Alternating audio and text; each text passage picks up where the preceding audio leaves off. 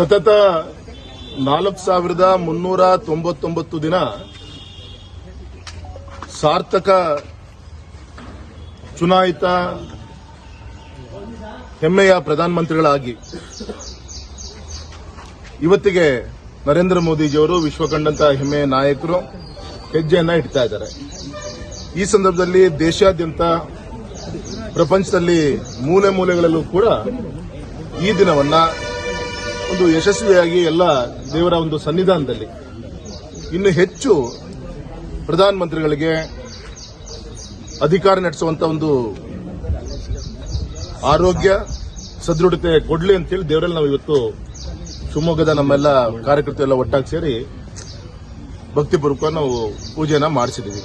ಈ ಸಂದರ್ಭದಲ್ಲಿ ನಾನು ಇಷ್ಟು ಮಾತ್ರ ಹೇಳ್ತೀನಿ, ಅವರ ಒಂದು ಸಾರ್ಥಕತೆಯ ಒಂದು ದಿನಗಳಲ್ಲಿ ವಿಶೇಷವಾಗಿ ಈ ಪ್ರಪಂಚದ ಅನೇಕ ದಿಕ್ಕಿನಲ್ಲಿ ಭಾರತಕ್ಕೆ ಗೌರವ ಬರುವಂತ ಒಂದು ಹೆಜ್ಜೆನ ಇಡುವಂತ ಕೆಲಸಗಳಿರ್ಬೋದು, ಇನ್ಫ್ರಾಸ್ಟ್ರಕ್ಚರ್ ಡೆವಲಪ್ಮೆಂಟ್ಗಳು ಇರ್ಬೋದು, ಮತ್ತು ವಿಶೇಷವಾಗಿ ರಾಷ್ಟ್ರೀಯತೆ ವಿಚಾರದಲ್ಲಿ ಹೆಚ್ಚು ಶಕ್ತಿ ತುಂಬುವಂತ ಒಂದು ಕಾರ್ಯವನ್ನು ಕೂಡ ಹೆಮ್ಮೆಯ ಪ್ರಧಾನಮಂತ್ರಿಗಳು ಮಾಡಿದ್ದಾರೆ.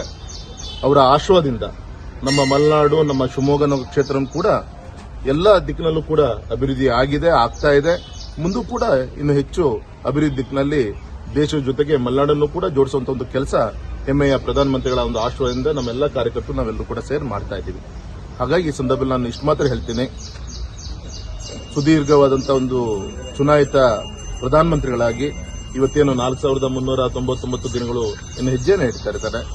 ಅವರ ಒಂದು ಗುರಿ ಇದೆ, 2047ನೇ ಇಸ್ವಿಗೆ ಸ್ವಾತಂತ್ರ್ಯ ಬಂದು 100 ವರ್ಷಗಳು ತುಂಬುವಂತ ಒಂದು ಸಂದರ್ಭದಲ್ಲಿ ಒಂದು ವಿಕಸಿತ ಭಾರತ ಆಗಬೇಕು ಅಂತೇಳಿ ಸಂಕಲ್ಪ ಇದೆ.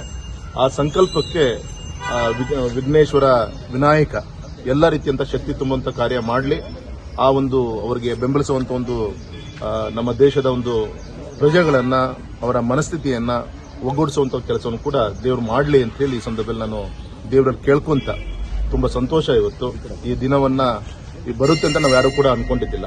ಯಾಕೆಂದ್ರೆ ಹಿಂದೆ ಅಟಲ್ಜಿ ನಮ್ಮ ದೇಶದ ಪ್ರಧಾನಮಂತ್ರಿಗಳಾದಾಗ ಅವರ ಸ್ಥಾನವನ್ನ ಕಳ್ಕೊಂಡಾಗ ಮತ್ತೆ ಆ ಜಾಗವನ್ನ ತುಂಬುವಂತ ಹೆಮ್ಮೆಯ ನಾಯಕ ಯಾರು ಬರಬಹುದು ಅಂತೇಳಿ ನಾವೆಲ್ಲರೂ ಕೂಡ ಕಾರ್ಯಕರ್ತರು ಯೋಚನೆ ಮಾಡ್ತಾ ಇದ್ವಿ, ದೇಶದ ಜನ ಯೋಚನೆ ಮಾಡ್ತಾ ಇದ್ರು. ಆದರೆ ಇವತ್ತು ದೇಶದ ನಮ್ಮ ಯೋಗ ಇವತ್ತು ಇಂಥ ಒಬ್ಬ ದೇಶಭಕ್ತ ಪ್ರಧಾನಮಂತ್ರಿಗಳ ಒಂದು ನೇತೃತ್ವದಲ್ಲಿ ರಾಷ್ಟ್ರದ ಒಂದು ಸೇವೆ ತೆಗೆದುಕೊಳ್ಳುವಂತ ಒಂದು ದೊಡ್ಡ ಆಶೀರ್ವಾದ ದೇವರು ಮಾಡಿದಾನೆ. ಇನ್ನು ಹೆಚ್ಚು ಆರೋಗ್ಯ ಅಧಿಕಾರವನ್ನು ನಡೆಸುವಂತ ಒಂದು ಆಶೀರ್ವಾದ ಮಾಡಲಿ ಅಂತ ಹೇಳಿ ನಮ್ಮೆಲ್ಲ ನಾಡಿನ ಜನರ ಪರವಾಗಿ ನಾನು ಈ ಸಂದರ್ಭದಲ್ಲಿ ಕೇಳ್ಕೊಳ್ತೇನೆ. ಪ್ರಧಾನಮಂತ್ರಿಗಳಾಗಿ ಸೇವೆ ಸಲ್ಲಿಸಂತ ನಮ್ಮ ಕರ್ನಾಟಕದ ಹೆಮ್ಮೆಯ ಸುಪುತ್ರರಂತ ಸನ್ಮಾನಿಸುತ್ತ ದೇವೇಗೌಡರು ಅವರ ರಾಜಕೀಯ ಜೀವನದಲ್ಲಿ ಅತ್ಯಂತ ಗೌರವಯುತವಾಗಿ ನಡೆಸಿಕೊಂಡಂತ ಯಾರಾದರೂ ಒಬ್ಬರು ನಾಯಕರಿದ್ರೆ ನಮ್ಮ ದೇಶದ ಪ್ರಧಾನಮಂತ್ರಿಗಳು ಸನ್ಮಾನಿಸುತ್ತ ನರೇಂದ್ರ ಮೋದಿ ಅವರು.